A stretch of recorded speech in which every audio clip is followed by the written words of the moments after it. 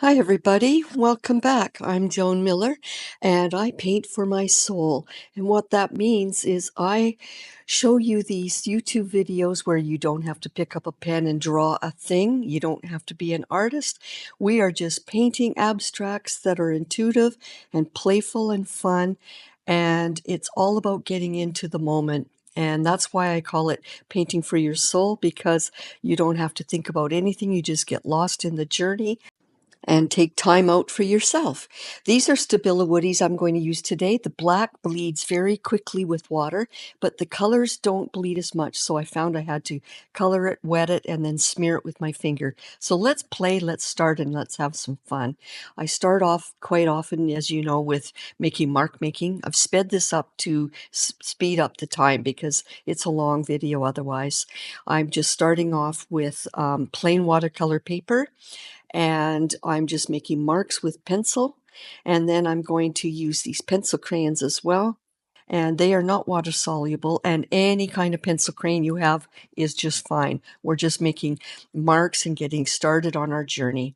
By the time I get to this stage here, I'm already not thinking about my day or anything on my mind. I'm just in the zone. And that's the whole purpose of doing these videos that I show you. I'm using all sorts of different ways of making marks on the page, and probably most of this won't even be revealed later, but it might, and when they do, they're always happy surprises. And if not, this is just a way of getting something down on the paper so that you're not afraid to start painting. It's so much fun. It's so therapeutic.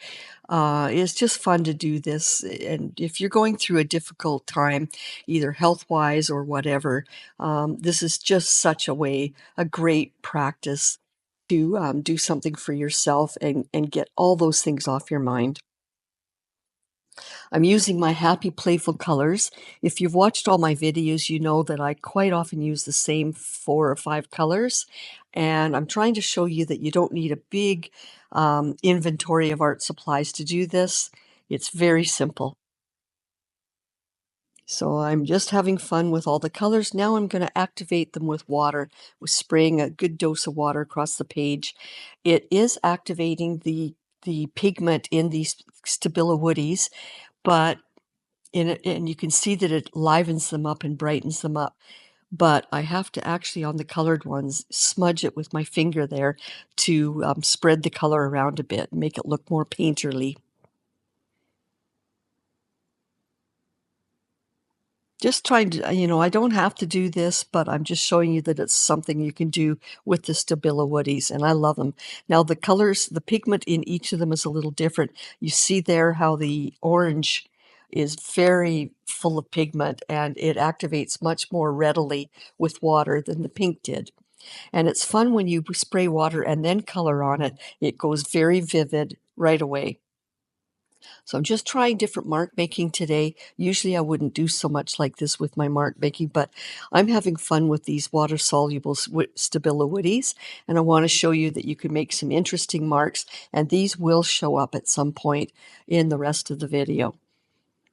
So I love circles. I love the movement of circles versus straight, strong lines, and that's just my style. And I'm just going to have fun today with different circles with these Stabilo Woodies. I can't believe how much more painterly the orange turned out. So let's spray some water so that when I put the pink down again, it activates a little bit more boldly. And I've got some squiggle lines there already, but I want to do more of the loop-de-loo squiggles like you saw on the orange. I'm giving it a good dose of water. There we go. And I'm holding, as you can see, the Stabilo Woody very lightly, not like I would with a normal paintbrush or pen or crayon. And that's because I want to keep it very loose and free. You could even do this with your left hand if you find that that helps you be more loose and free. The style of painting that I do is not controlled and rigid at all, or planned. For the most part, all I plan is the colors. So I'm having so much fun doing this. Look at now that I put this orange one down on wet paper. that's already wet instead of spraying it after, how strong it is. Now I'm having fun with some very interesting squiggles. I do love playing around with lots of patterns and blending patterns and contrasting patterns. I think that's a lot of fun. That's part of my style. Now I'm going to dab my finger on some of those, and on some of them I'm leaving them as they went down. And it's just giving me a very busy background. Some of that may or may not be revealed later, but it's just part of the process. This is what I call my underpainting. And I will have probably the underpainting and the midway painting, and then the third level is always near the end, where I bring forth what the painting seems to tell me it wants to be. Look at the fun squiggles from the green. This is just completely erratic and wild and crazy, but something different. So I'm doing even more pattern by putting strong dots all over. Later on, I will add pattern by putting pattern paper, printed tissues over from the gel plate. But this is just, and again, I wanted to really enhance the effect of these swirly circles. I think that's quite amazing. But yes, I will do pattern this way, and I will do pattern by adding printed tissues as well. And then I will just decide later on what wants to come forth. I decided to draw a few more circles since that seems to be my theme of the day. I'm just putting jars of paint down for weight so that it keeps the paper flat, because as soon as you spray a lot of water on watercolor paper, it wants to bow out and warp. Notice how I'm holding that pencil very loosely. I'm just trying to make playful marks, not deliberate marks. Yeah, the blue and the pink seem to be less active pigment in those crayons versus the orange one. But it gives a different effect on the page. So you shouldn't be afraid to add paint later on this page because I've already made a great big mess everywhere, and it means I feel free to just go at it. And the more you add, whether you're doing anything purposeful or not, the more you add to a page like this, the more it starts to bring forward ideas. And that's the whole technique that I do, is I wait for the ideas to come to me as I see things build. And I love doing layers and layers and layers.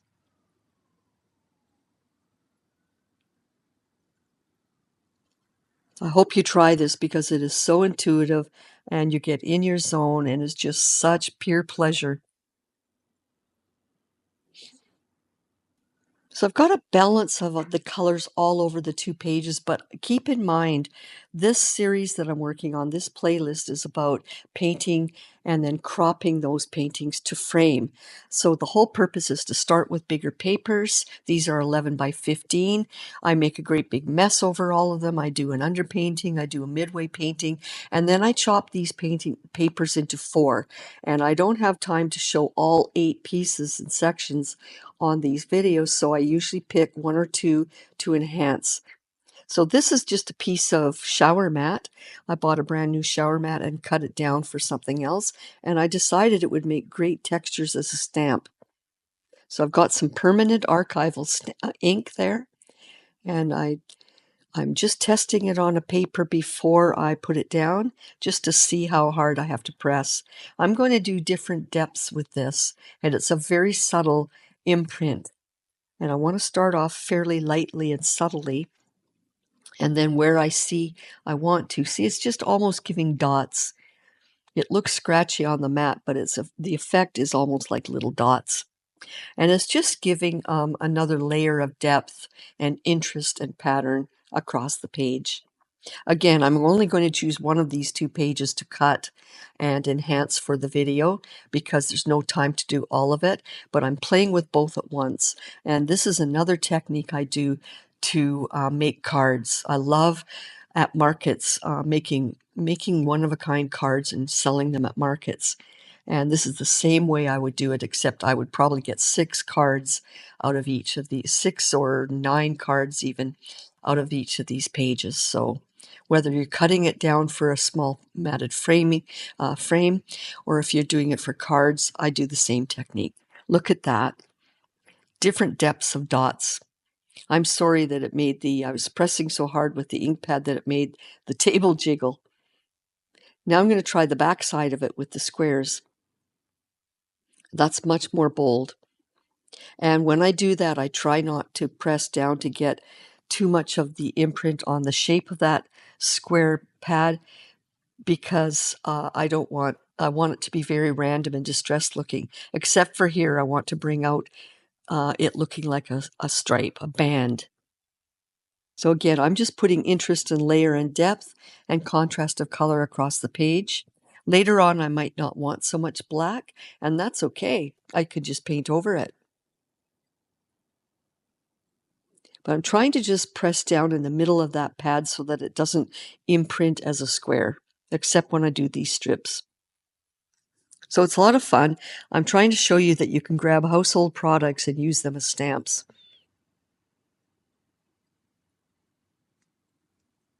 Normally I would have, years ago, I probably would have cut that mat and thrown that away. And now, because I do so much collage work and mixed media, I keep everything.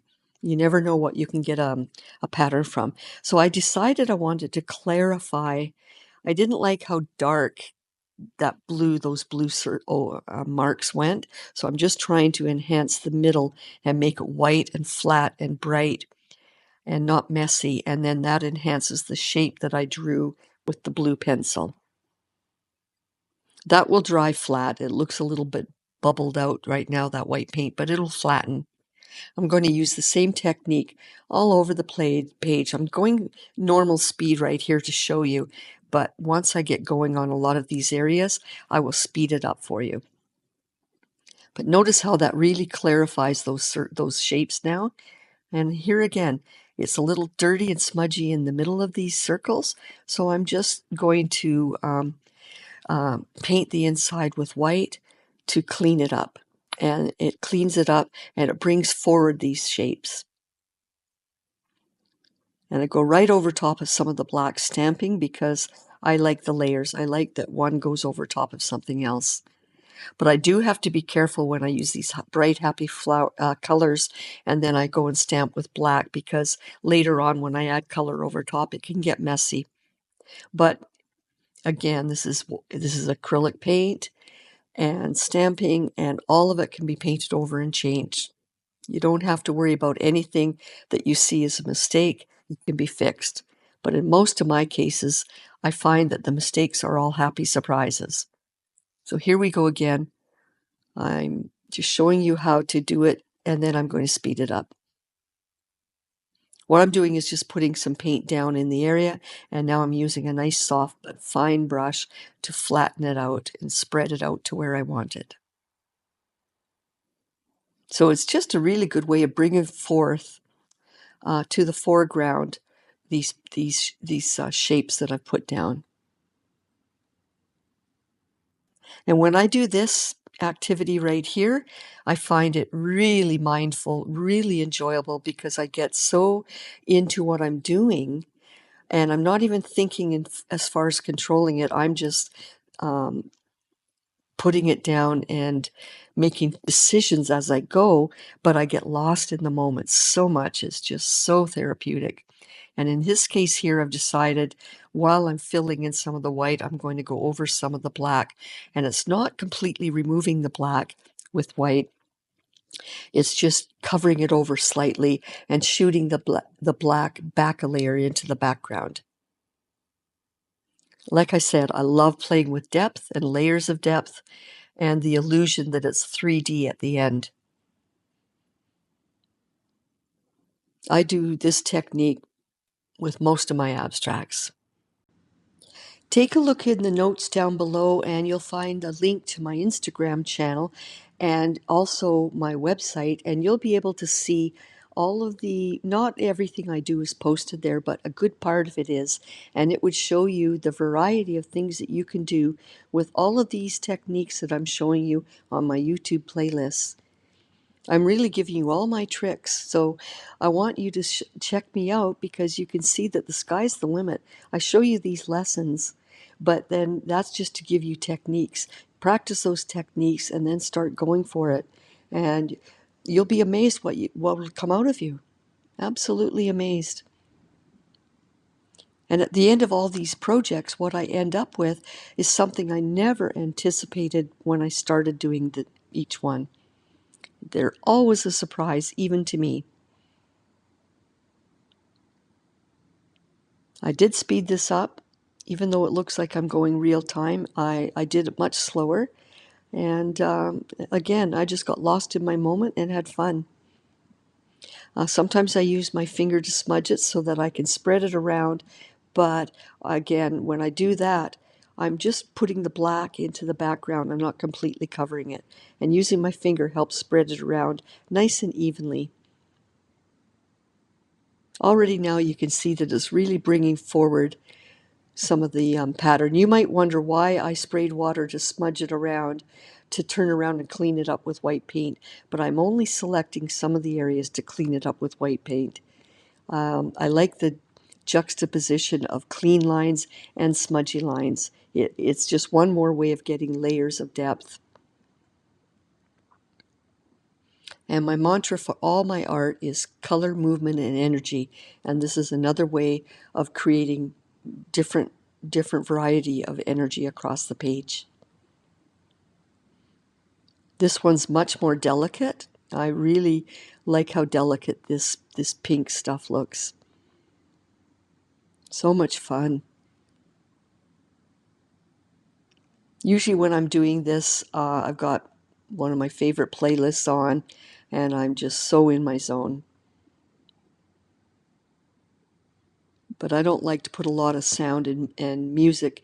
I don't enjoy YouTube videos that are trying to show me something, but they've got disruptive music on it. So I keep the music away, except for my intro.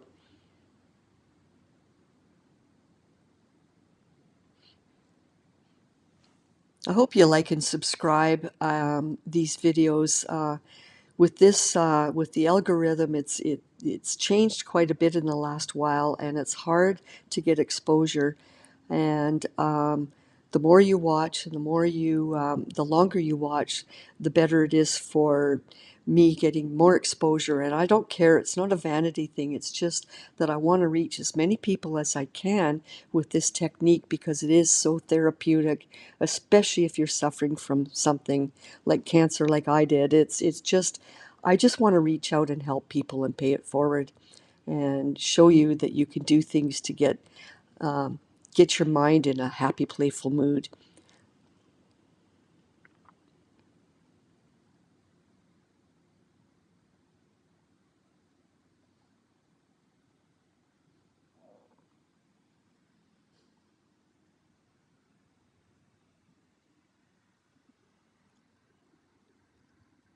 When I was young, I used to love coloring, and this is just the same effect as taking a coloring book and just coloring in the lines. So I don't usually spend so much time on a video doing this kind of thing, but this is just one of those days.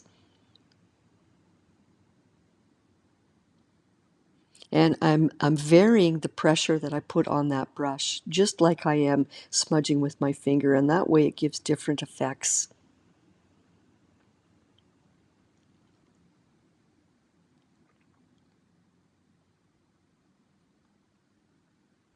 You can jump forward if this is getting boring for you, but I don't mind letting it play out like this because it just shows you, it reinforces how to do it. Now, I've decided I didn't want a lot of that black dot after all, so I like it. It doesn't mean I don't like it. It wasn't a mistake. What it means is I want to shoot it into the background even more. Look how this is taking shape and becoming more interesting as we go.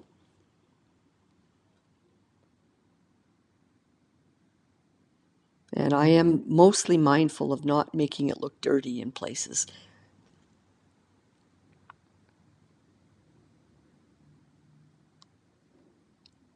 See, even though I'm changing that now, I couldn't have got that effect without putting the stamp down first. And you see me putting the two together to get some balance across the page. That's this habit of mine. Really, it doesn't matter too much because I don't worry about balance and values and things like that quite yet. This is just the beginning stage. Remember, I'm going to cut this apart and crop these into small individual paintings, but it doesn't hurt to have the habit of keeping balance around. But I'm not getting fixated on it.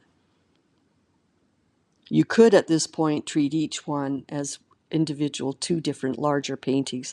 Here is a printed tissue that I've done that I love, and you can see where the transparent part of the tissue print, that's going to pick up any color that's on the background once I glue it down. And you can see there that it picks up a hint. See?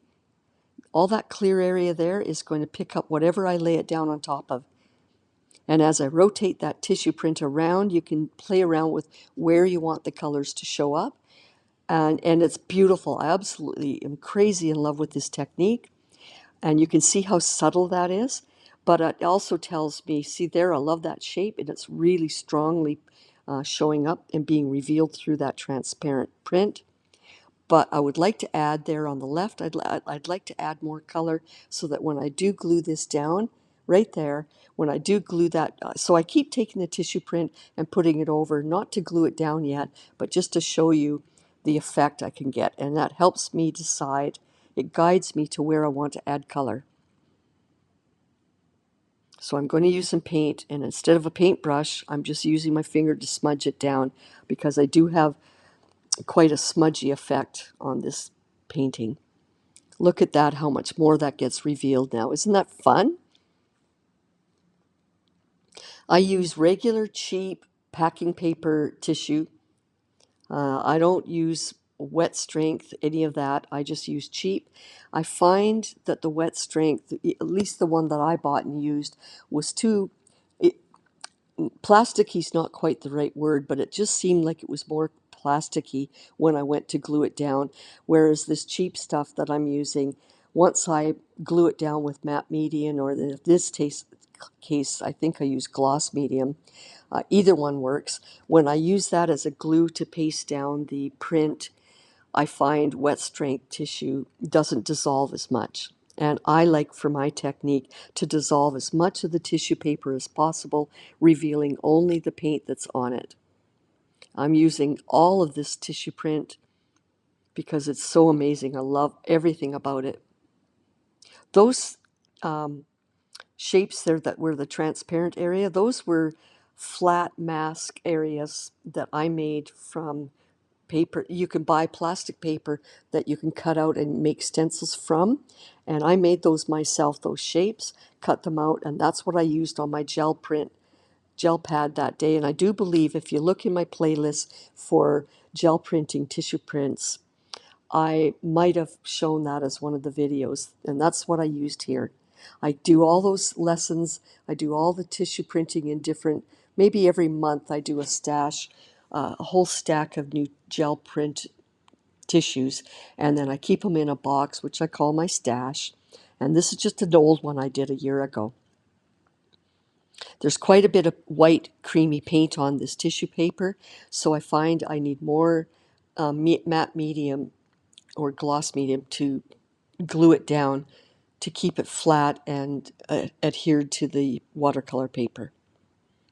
Now I'm going to just, because the page that I glued down didn't cover my entire sheet of watercolor, I am going to add a little bit more on the bottom,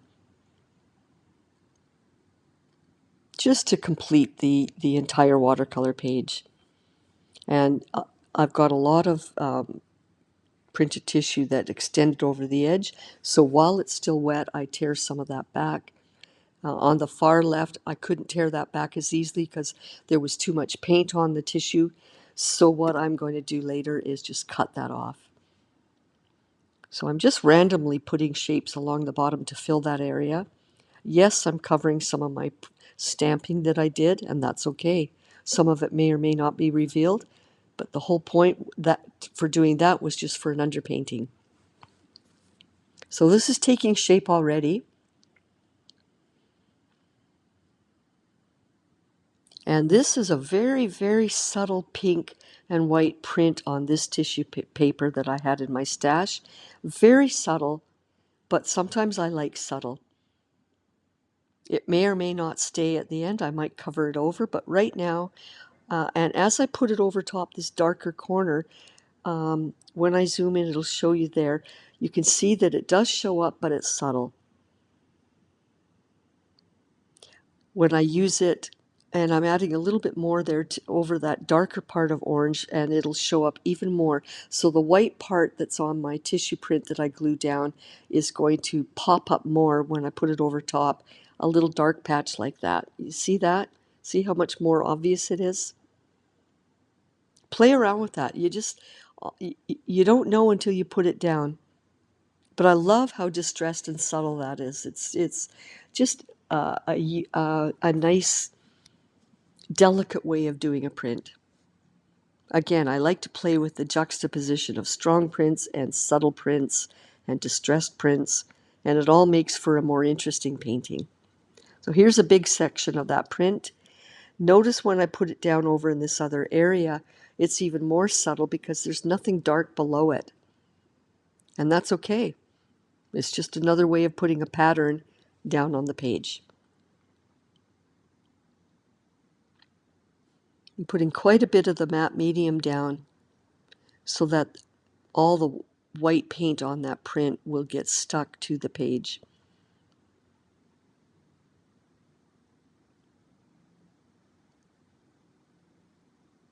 And don't worry that I'm putting it over the edge of the paper. I can tear that off or cut that off later. From here, from up above here, it looks like I just put pink paint there, but there was a bit of a thing. But again, because the print is more subtle and looks like just a blob of pink paint, it's because I didn't have the contrast below. This is all things that you'll learn through trial and error. So instead of cutting it back, I've just decided to fold it back. Either way works. In this case, this is another way of doing it. Take a paint spreader or a palette knife, something flat, and move it along. And again, I'm doing this because there's still wet medium on there and it's easier to do. But you can see there's a lot of paint on that tissue paper, and so I can't just easily tear it. I'm only getting most of it off. I'm not worrying that it's still a jagged edge because, as you can see, I cut all that away. Now I've got a nice clean paper. That looks like a big shark. All those shapes there were from a tissue print I did before from a stencil I made. And all the areas showing up now, it's like I took a brush and painted blue or a brush and painted pink, but it's as if that brush had a pattern on the paint. Isn't this fun and playful? I just love the journey we're taking here. And now here comes the magic, because I'm going to show you that all you have to take is a mat and place it around the page, and the images and the painting pops forward. You wouldn't even have thought of painting that, and there it is, it's revealed. It's telling me that that would like to be a painting. Isn't that magic? All you have to do is take a frame and move it around and decide. And I'm showing you the 4 areas, but you could decide that, oh, the best part of it is in the very middle.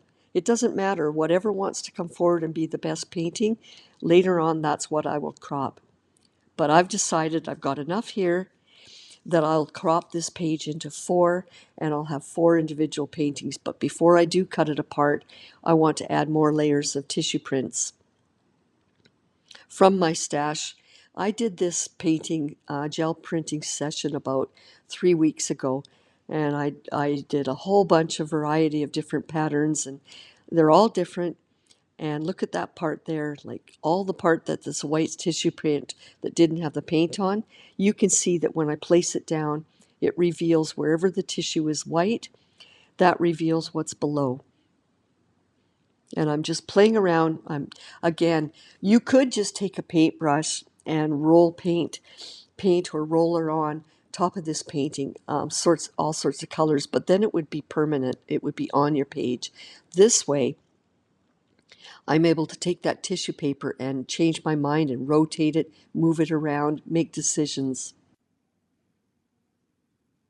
This is where the painting starts to get really fun. Now notice on this printed tissue there, I like how it disappears. The print, the orange print disappears off to the left, off of the tissue, but it does it in a very distressed, random, cloudy way. So I like that. I don't want to have, I'm trying on this, because the background already has such a dreamy, cloudy effect, I'm trying to pick sections of these printed tissues that are more cloudy and disappear a little bit. So it's almost like this whole painting theme is clouds. Look at that. So I'm taking away sections that are more of that effect. I don't want bold shapes right now. The bold shapes I want are the ones that are revealed from that are already down.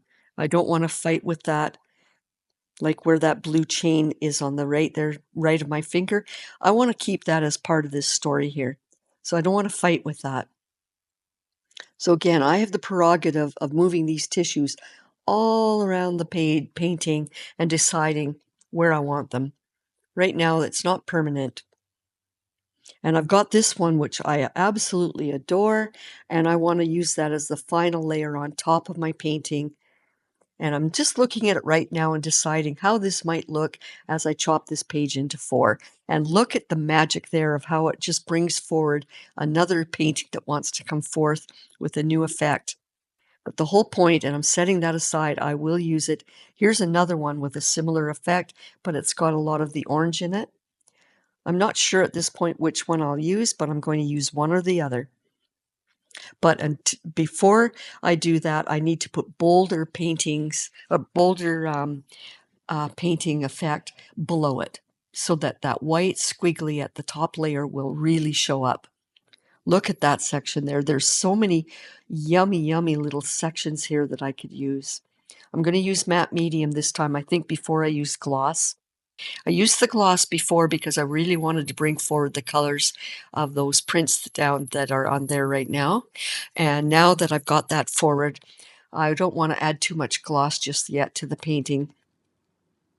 So I'm going to use matte medium. It still dries. It goes on creamier, but it does dry clear. But it will take away some of the gloss.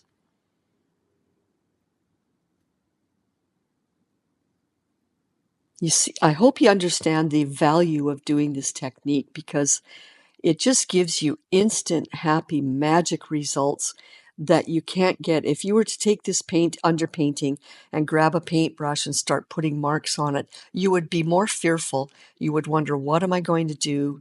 Oh, am I going to ruin it? What am I going to do? But you grab these, you put them down, and the painting it just pops forward. Again, I'm leaving I'm not tearing most of that clear part of the tissue away. I'm just tearing away enough at the top to look random and intuitive. I don't want straight lines from the tissue paper.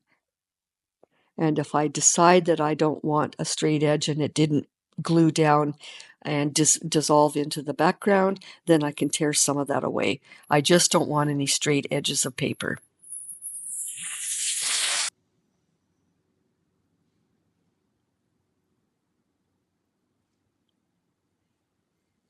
This is always the wow moment when I do this technique. It's just, and again, I never know the result until it happens.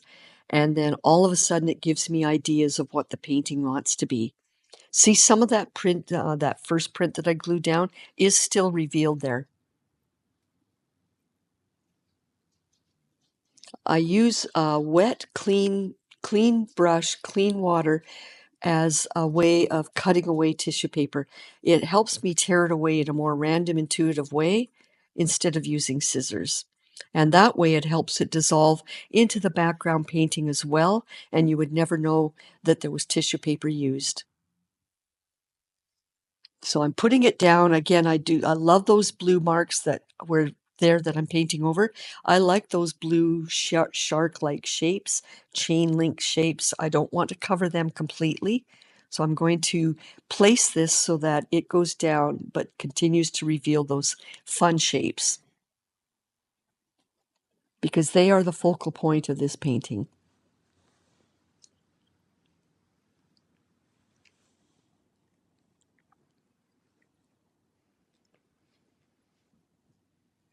The paint spreader is a great way of flattening the printed tissue. It helps put it down flat and wrinkle-free, but be careful how hard you press, because you can, once you add the matte medium over top of the tissue, if you press too hard, you can push it away, and it takes away and ruins some of the print that was on it. So you just find a happy medium of pressing hard enough to flatten it down and not too hard to destroy the paper. I'm taking away the dark part there on the right, because those are very strong dark magenta shapes that I do not want on my painting. I'm just trying to take away from all these prints that I bring forth. I am just trying to use the most cloudy, dreamy parts, and not any obvious shapes. And that way they're blending and melding with my painting. I'm doing layer after layer, but as you can see, they're all working beautifully together.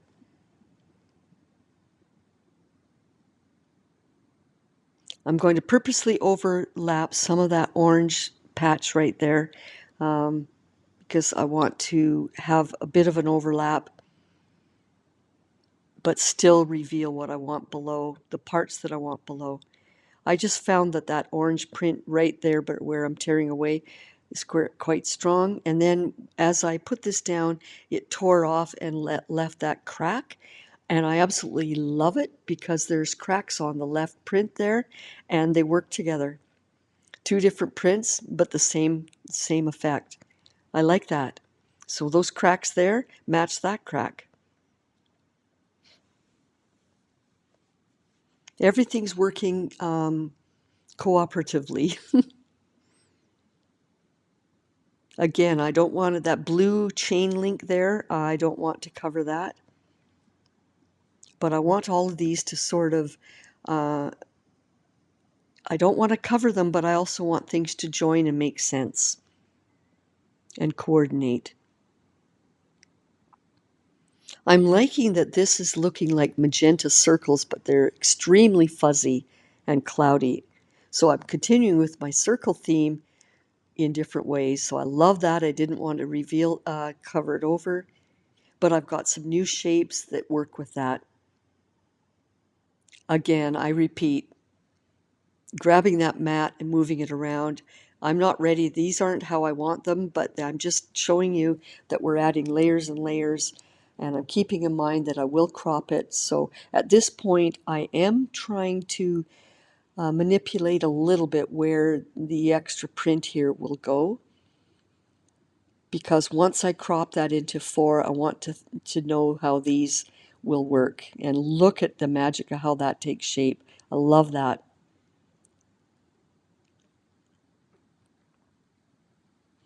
Now I don't want to cut around the shape, because I don't want straight lines. I want this to magically meld and dissolve over top. So I'm using my wet paintbrush technique, clean brush, clean water, and you put that down and tear away, and you can see how effective it is. I've sped this up because this took a while. And it's very delicate when you do this with such a large sheet. You've got to be very careful that you don't pull away the details that you want. And I'm keeping all of these little areas because they're so fun. I'm just going to take that apart and set it aside, because I will use it. Again, very random edges. They're going to just disappear when I put this on the page. Again, this is delicate work. Be very careful. I don't usually glue down such a large piece of tissue, especially with such a random shape, but I'm trying something new today, and again, I'm being very careful. Even though this looks like I'm not, that's only because I sped it up.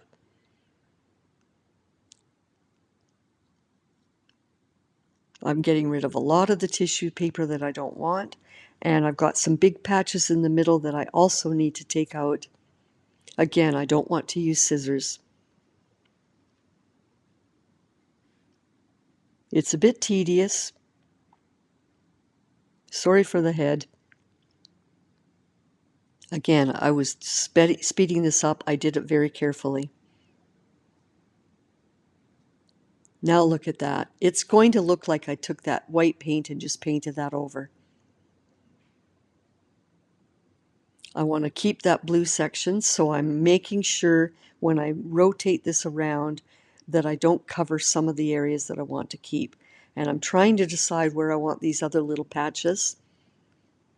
It might change slightly once I glue it down, but this is the general idea. And again, I'm keeping in mind that when I cut this into 4 small paintings, I want it to make sense that this area shows up in the right kind of pattern. So I keep bringing the mat out to make sure that these will make sense. It helps guide me now where I want that, because I need balance of the, on the final painting, I need these white squiggles to balance. And when I say balance, I don't mean symmetry. I just mean that the weight of where they go and the effect of where the eye goes is a balance. So I think I'm pretty much ready to start gluing it down. But again, it's such a large piece that I have to do it just in sections, because I don't want to ruin this delicate print. So we'll just do sections at a time. I'm not using the paint spreader now because this is such a delicate lace-like print that if I used the paint spreader, it would smush it and just fold it over and ruin it. So I'm just sticking with a flat paintbrush.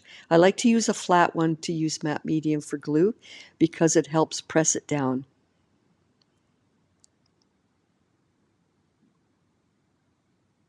So we're just moving, again, this is sped up. I did it very carefully. Making sure that it spreads out and doesn't fold over on itself.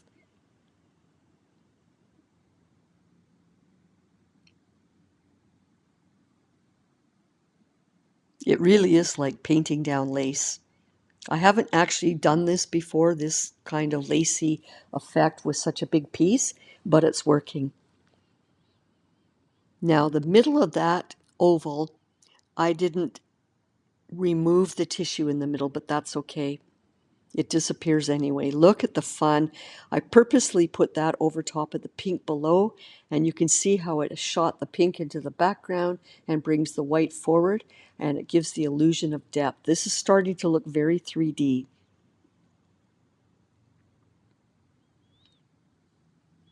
I repeat, it wouldn't have occurred to me to just grab a white piece of watercolor paper and grab colors and paint these shapes. It just wouldn't have occurred to me. These are just happy results. Look at that. Every time I do that with the frame, it reveals a new painting. And again, I'm not making this a final decision. This is just a way of getting color, and look at the depth. Now I'll cut it apart into 4. And here we go. And again, this is not finished. These are still what I consider midway paintings, but you can see how it's revealed 4 unique individual paintings in this process. And at this point, I will be treating each one at a time as an individual. So I'm only going to pick 2 of these. I can't do all of them in the time for the video, so I'm going to pick my 2 favorite. The 2 that I do not pick, it doesn't mean they're a dud. It just means that they need more work. And right now, because of time, I want to pick the 2 that are the most advanced and are already telling me a real story. I don't know what the story is, but they're telling me what they are. I love this one. Love it. Again, the other 2 that I don't use, and it helps me make the decision by getting the frame out because it just completes it. That one there is great. I like what it's doing, but I'm going to pick 2. Those 2. I picked those 2 because the white tissue print that I put on last. It's very flowy, and it's very much telling me already that the paintings are close to being done. I just need to enhance them a little bit. Can you see that? Can you see how they're already telling a story? And I love how they're also revealing those original tissue print shapes, the blue and the green. It's showing the original through from all these layers. I just want to bring out, what I'm showing you is there's a little hint of green in there. So that would be a third color. I've got the orange, I've got the blue, and I've got the pink, but I wanted to show a little bit more of the green, and I wanted to balance it through the page but keep it subtle.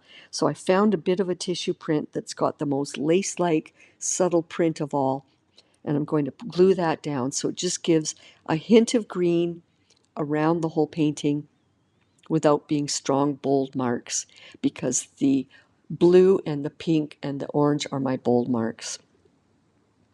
I don't want the green to fight with that. So that's going to be really effective. It's just like a cloudy, faint hint of green. And there's a little bit as well on the right painting. So I'm going to add, when I add these contrast colors, and even though contrast in this case is subtle, it's a subtle green, I like to add these hits of contrast in 3 areas. They're all 3 different shapes and patterns, but it is in 3 pages across the page. And once I put that down, you see how dreamy like that is. Look at that. So I've got 3 sections with green, and they're all different. And in this case, I've got 3 sections, but they're more like a background hazy effect. Whatever works.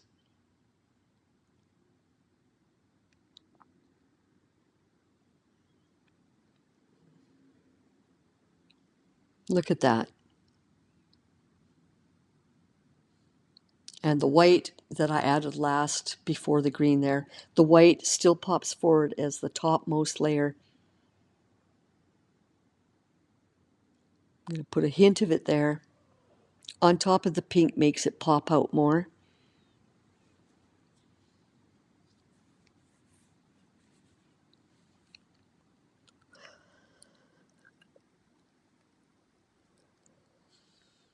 Oh, these are so fun. And when I started the YouTube video, I had no idea where this was going.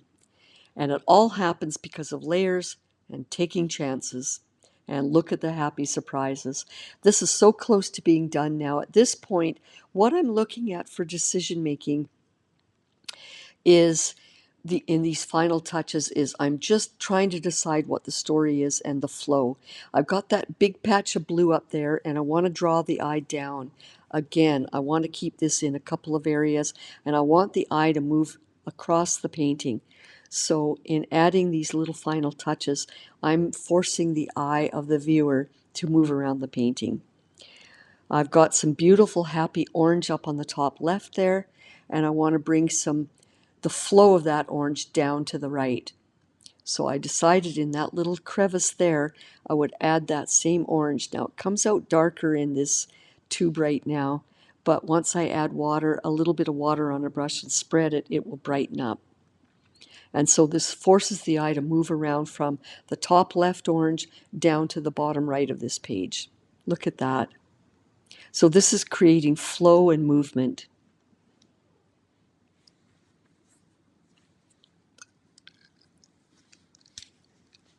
That little bit just allows the balance of the colors and shapes on the page.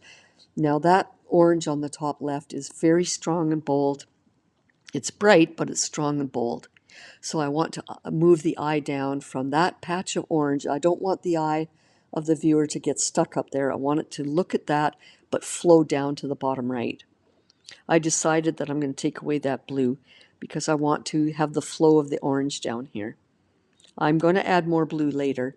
Now again, this looks like brown as I put it down, but the moment I add a wet brush onto it and spread it, it becomes bright. You can already see how it's drawing the eye down to the right and flowing. The eye takes a travel all around the page. And I'm just going to spread that with some spray of water, and that makes it cloudy, because that's the effect and the theme of this painting is cloudy effects. And then you have to let that dry. If I wipe it all back, I've lost the effect. And while it's very, very wet, I'm spreading around more of that color, and it goes down a lot brighter. And I'm making it fan off to the right to disappear.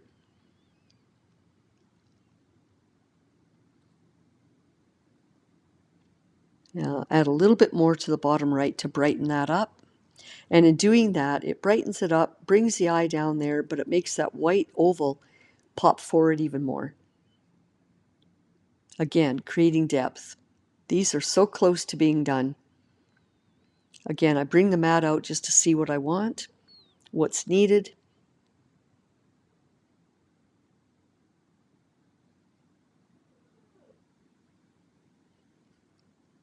And in this case, I've decided, because the weight, this is where I deal with values. The orange on the top left has a strong value. It's bright, it's heavy, it's strong, it pops forward.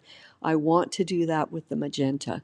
I want to keep the blue soft and dreamy and fuzzy, but I need to balance. If I don't do this, that orange on the top left there is too strong. And once I frame this, that's where the eye wants to go and stop. And I want to bring the eye down, so I'm bringing the value of the pink, making it stronger. Stronger doesn't mean darker, it just means brighter and more effect. And I'm doing it very strong against the white, and then I let it fan out a little bit and get fuzzy as it moves away from the white. And look at the movement now from the top left to the bottom right. This final technique that I do on most of my work is my most enjoyable, because I don't have to decide, I don't have to make decisions of what the painting wants to be. It's already told me what it wants to be. I'm just enhancing the flow and the layers of depth, and I love making it look 3D. That's all I'm doing right now. I'm not making any big decisions. There's a balance now. The weight of the orange is balanced by the weight of the patch of the magenta now on the right. And on the right painting, it's a completely different effect because it's busier and the values are very similar all over the page. So in a case like that, I need to say where is the focal point. And flow is one thing, but you end up having an obvious focal point. And on this one here, it's quite obvious with those shapes. On the right, it's a lot more random and busy, and I need to decide what comes forth as the focal point. Look at that. That's a lot of fun. I'm just smudging away some of it so that I have some of the magenta toned down a bit. So this one here, as I said, it's quite balance in the busyness, but now I want to bring forth a little bit of the magenta.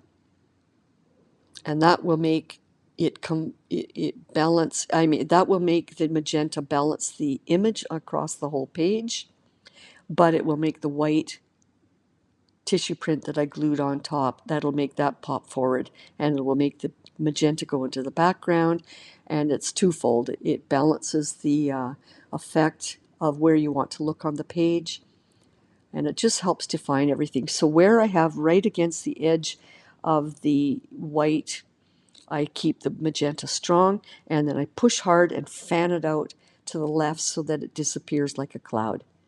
And up here as well, I'm going to start off with it strong against the white, and then I'm going to take that brush away, wipe it with a cloth, and then I'm going to spread that magenta upward so that it clouds it out a bit. I'm going to zoom that in for you. So you see what I'm doing? That was a dry brush. The magenta's strong. The page is wet. So I'm able to do that. And that way I'm keeping the theme of cloud, but I'm enhancing my details. Look at how much more 3D that has become. Before it was just all flat. Look at that. I don't want to overdo this one. This one won't be as bold as the one on the left that I did, but that's okay. You can see that these would work well as a series, but they're all unique. That's fun. It's just so effective. You could do the same technique if it wasn't an abstract. If it was a painting with flowers, you could still do the same technique of bringing forward depth and pushing back depth and getting the eye to move around the page. Same thing. The only thing I want to do in this one now is bring the effect of that strong blue on the top. I want to bring some blue down to the right. And so what I wanted to do, before I did 3 dots, that doesn't work now because that would fight with the magenta. I don't want to fight with my busy details. So I wanted to bring the blue down on the page, but make it cloudy. And that way I get the effect I want. I've got the blue moving down, but I'm not fighting with that magenta white print. Look at that. I hope you can see the difference.